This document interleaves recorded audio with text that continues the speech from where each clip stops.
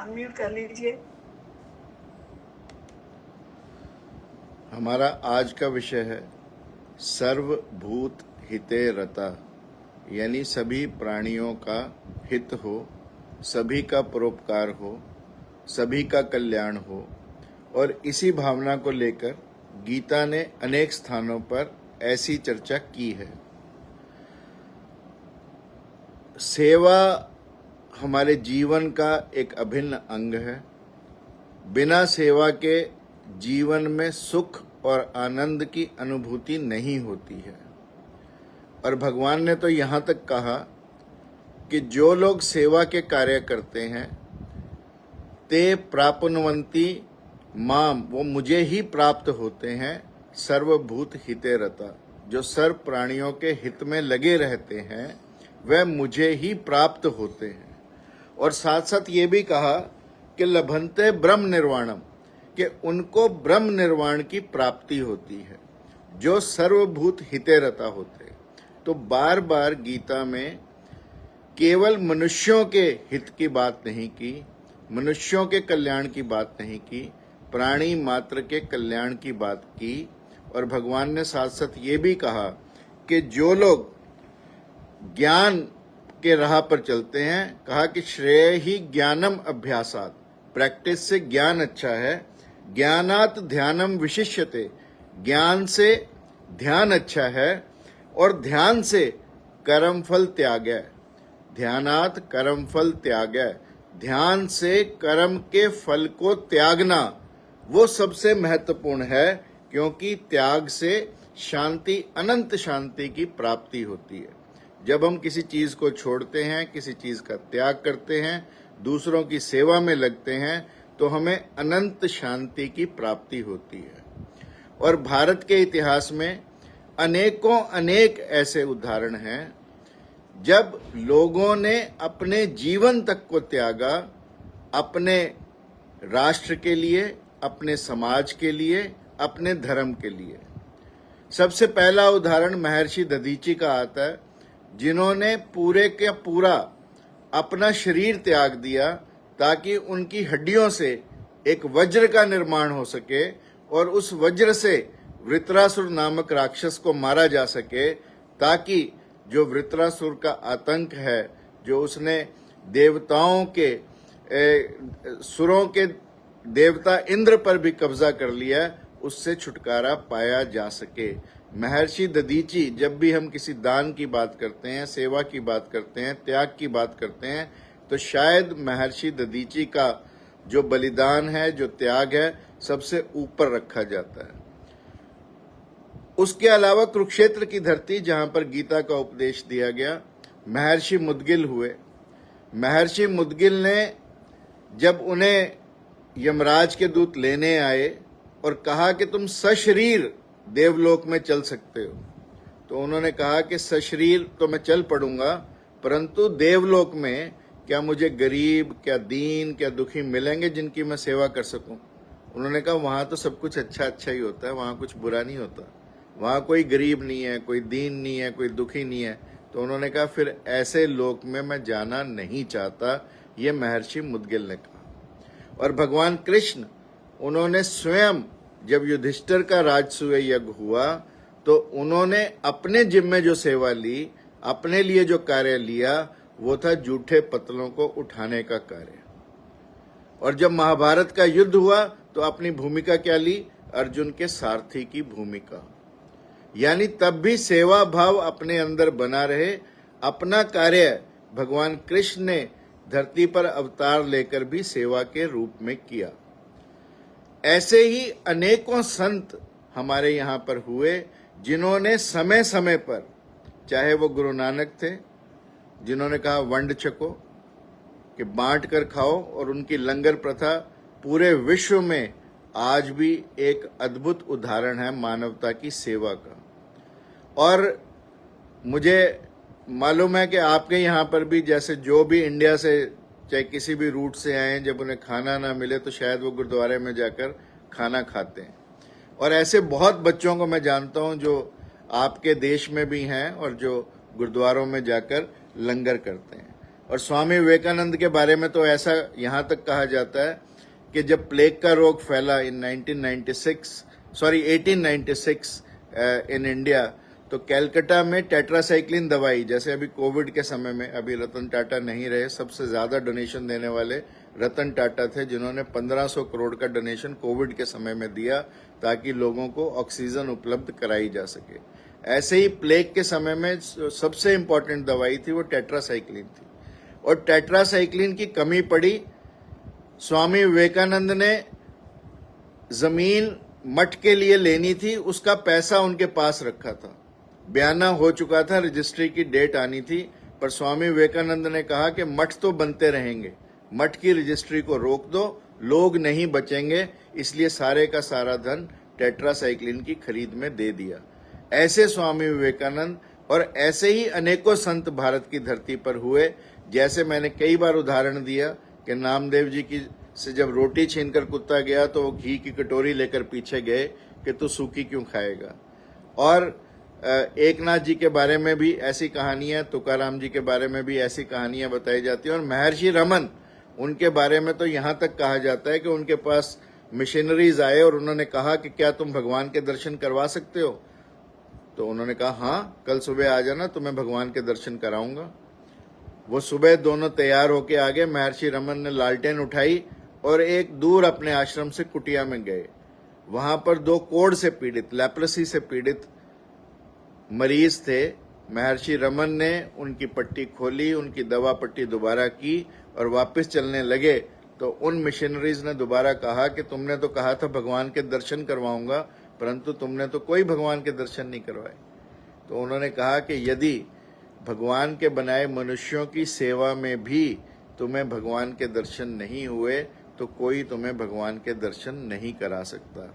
यानी नर सेवा, नारायण सेवा, service above self and service to the mankind is the service to the God। ऐसे ही अभी कल लुम्बा जी की पुस्तक का विमोचन हुआ and it's a treat to see कि एक व्यक्ति विडोज के लिए वॉरियर बना खड़ा है, जिसने विडोज की रिहैबिलिटेशन के लिए इतना काम किया, और उनके सिस्टर हमारे साथ इस प्लेटफॉर्म पे हैं। Hats off to you and your family for working for the widows. And let me tell you, Varanasi में जहां उन्होंने काम किया, वहां सबसे ज्यादा अगर किसी की दुर्गति है या कोई बुरी कंडीशंस में है तो वो विडोज ही हैं। ऐसे इशू को अपने जीवन में एक ध्येय बनाना, उसको अपना गोल बनाना और लोगों की सेवा करना is a wonderful job and that is what Gita teaches. इसके अलावा गीता की टीचिंग भी नहीं चाहिए। अगर कोई व्यक्ति अपने जीवन में ऐसा कर पाता है तो उसका जीवन ही गीतामय हो गया। फिर उसे गीता के श्लोक याद हो ना हो, गीता पढ़नी आती हो ना हो, संस्कृत आती हो ना हो, उसका जीवन सफल है, ऐसा मैं मानता हूं। और ऐसा मुझे लगता है आप सब भी मेरी बात से एग्री करेंगे। और हमारे यहाँ तो रामायण में भी कहा गया, तात कर्म निजते गति पाई, परहित बसा जिनके मन माही, तैको इस जग में कछु दुर्लभ नाही। कि जिनके मन में परहित की भावना भरी है, जिनके मन में परोपकार की भावना भरी है, जिनके मन में सेवा की भावना भरी है, उनको इस दुनिया में भी ऐसी कोई वस्तु नहीं है जो दुर्लभ हो। और पुराणों के बारे में भी कहा जाता है कि 18 पुराणों का जब किसी से सार पूछा गया तो ये कहा गया, अष्टादश पुराणेषु, 18 पुराणों में वचनम द्वय, 2 ही वचन हैं, पापाय परोपकाराय पुण्याय। परोपकार करना यानी दूसरों की हेल्प करना, दूसरों की सेवा करना, वो पुण्य है। पापाय पर पीड़नम, के पाप क्या है? दूसरों को पीड़ा देना, ये पाप है। ये 18 पुराणों का सार है। जिसने इस सार को समझ लिया उसे किसी और पुराण को समझने की आवश्यकता नहीं है। और हनुमान से बड़ी तो सेवकाई पूरी दुनिया में कहीं पर नहीं है। हनुमान ने जितनी सेवा और एक सेवक का कार्य निभाया शायद ही पूरी दुनिया में किसी ने निभाया हो। परंतु सेवा करते हुए हमारे मन में अहंकार ना आए, हम अपने ये ना समझें कि ये मैंने किया, क्योंकि इसी कर्ता भाव को गीता ने निकालना है। गीता यही कहती है कि इस कर्ता भाव से, जैसे मैंने कहा, कर्म फल के त्याग को यदि किसी ने समझ लिया तो उसके लिए ध्यान और ज्ञान सब प्रक्रियाएं गौण हो जाती हैं। इसलिए जो कर्म फल का त्याग है, जो अपने अंदर के कर्ता भाव का त्याग है, वो सबसे महत्वपूर्ण है, क्योंकि करने वाला मैं नहीं, करने वाला परमात्मा है। मैं केवल एक बांस की पोंगरी हूं, एक बांस की एक ट्रांसपेरेंट, एक बिल्कुल फ्लूट काइंड हूं, जिसमें से भगवान जैसा चाहें वैसा सुर निकाल लें। यानी हमने अपने विचारों को उस निर्विचार की अवस्था में ले जाना है, जहां से भगवान जैसा सुर चाहे हमारे अंदर से निकाल ले। जिस चीज के लिए वो हमें अपना निमित्त बनाए, वो हमारा सौभाग्य है कि भगवान ने हमें इस निमित्त बनाया। तो ये हमारे लिए महत्वपूर्ण है। भारत के अनेकों ऐसे, मैंने संतों की बात की, अनेकों ऐसे राजा भी हुए हैं जिन्होंने अपना जीवन बाजी पर लगाया दूसरों की सेवा और सहायता के लिए। राजा शिवी के बारे में कहा जाता है कि एक कबूतर की जान बचाने के लिए अपने प्राणों की बाजी लगा दी। राजा दिलीप के बारे में कहा जाता है कि एक गाय की जान बचाने के लिए उन्होंने अपने आप को शेर के आगे समर्पित कर दिया। राजा रघु के बारे में कहा जाता है कि विश्वामित्र को दक्षिणा देने के लिए जब सोने की अशर्फियां चाहिए थी तो कुबेर पर्वत पर उन्होंने चढ़ाई कर दी, और इसीलिए कहा गया, रघुकुल रीत सदा चली आई, प्राण जाए पर वचन न जाए। और इसीलिए रघुकुल की जो रीत है वो आगे भी चलती रही, और इसी रीत के चलते राजा भागीरथ ने गंगा को धरती पर अवतरित किया और अपने पूर्वजों, 60,000 पूर्वजों की गति कराई, जो गंगा दशहरे के दिन मनाई जाती है। और गंगा दशहरा हम इसीलिए मनाते हैं। इसलिए अनेकों ऐसे राज्य, अनेकों ऐसे ऋषि, अनेकों ऐसे संत जिन्होंने अपने आप को मानवता की सेवा में लगाया और मानवता को श्रेष्ठ बनाने के लिए, मानवता में करुणा पैदा करने के लिए अपने आप को महाकरुणावान बनाया। कोई भी ऐसा राजा इस धरती पर नहीं हुआ जिसने जन सेवा के कार्य ना किए हों, चाहे वो भगवान कृष्ण हो, चाहे उन्होंने कालिया मर्दन किया लोगों को बचाने के लिए, चाहे गोवर्धन को अपनी उंगली पर उठाया लोगों को इंद्र के प्रकोप से बचाने के लिए, और अनेकों ऐसे कार्य आप देखेंगे भगवान कृष्ण के जीवन में जहां उन्होंने लोगों की सेवा के कार्य किए। और इसलिए भगवान अवतार भी इसीलिए लेते हैं कि वो धरती पर आकर ऐसे उदाहरण और ऐसा लोगों को अपना सामने रखते हो, जैसे गीता कहती है कि जैसा श्रेष्ठ जन करते हैं वैसा ही और लोग करते हैं। तो राम और कृष्ण ने भारत की धरती पर ऐसे आयाम स्थापित किए जिससे प्रेरणा पाकर लोग आगे चलते हैं, और दोनों इसीलिए जननायक भी कहलाए। राम मर्यादा पुरुषोत्तम कहलाए, कृष्ण पूर्ण अवतार कहलाए। इसीलिए कहलाए कि उन्होंने सबसे पहले अपने वहां के लोगों को, अपने जनता की सेवा को अपने सर्वोपरि माना, और उसके बाद अपने हित का कार्य किया। यानी पहले दूसरे का हित, फिर मेरा हित। जो इस राह पर चला वही गीता कहती है कि सर्वभूत हिते रता की भावना यदि हम अपने अंदर पैदा कर सकते हैं, यानी लोगों की सेवा के कार्य जब हम अपने अंदर पैदा कर सकते हैं, तो तब हमारा जीवन न केवल सफल बनता है परंतु हमारा जीवन सार्थक भी होता है। ये महत्वपूर्ण है। और इसलिए साथ साथ भगवान ने ये भी कहा और हमें आगाह भी किया कि जब हम सेवा के कार्य करें तो हमारे अंदर का मैं न जागे, हमारे अंदर का अहंकार न जागे। और ये सेवा करने वालों के अंदर अक्सर आ ही जाता है और उसी से बचना है। हनुमान के अंदर भी आया। कहते हैं हनुमान जी जब शिवलिंग लेने भेजा उन्हें काशी में, क्योंकि रामेश्वरम में पूजा करनी थी, लंका पर चढ़ाई के लिए शिवलिंग स्थापित करना था, भगवान राम ने शिव जी की पूजा करनी थी। काशी से शिवलिंग लेने गए थे हनुमान जी, परंतु हनुमान जी डिले हो गए, हनुमान जी पहुंच नहीं पाए समय पर, क्योंकि तरह तरह की बाधाएं रास्ते में प्रस्तुत की गई। तो तब जब वो पहुंचे तो उन्होंने देखा कि पूजा तो हो चुकी, पूजा हो चुकी। तो वो राम जी से नाराज हुए कि अगर तुमने पूजा कर ही लेनी थी बिना शिवलिंग आए और या रेत का शिवलिंग बनाकर, तो तुमने मुझे इतनी दूर क्यों भेजा। तो राम जी को लगा कि हनुमान के अंदर थोड़ा सा अहंकार आ रहा है।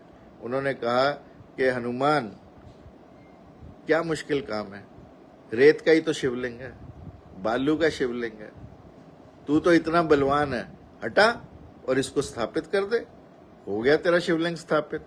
हनुमान ने कहा भी ये तो बड़ा काम आसान है। हनुमान ने घुमाई अपनी पूंछ और लगा बालू के रेत के शिवलिंग को खींचने। रेत का शिवलिंग तो नहीं हटा और ना ही टूटा।